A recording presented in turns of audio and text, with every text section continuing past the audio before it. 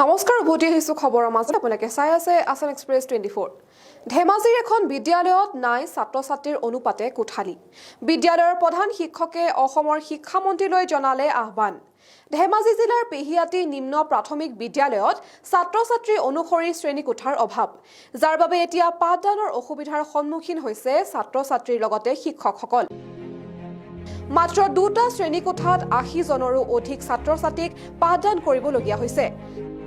যাৰ ফলত নিয়াৰিকৈ পাঠদান কৰাত আহি পৰিছে সমস্যা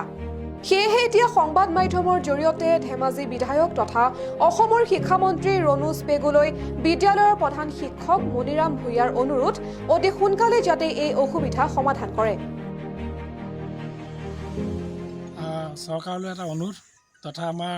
ধেমাজিৰ বিধায়ক তথা বৰ্তমান শিক্ষামন্ত্ৰী আমাৰ ৰণোজ পেগু ডাঙৰীয়ালৈ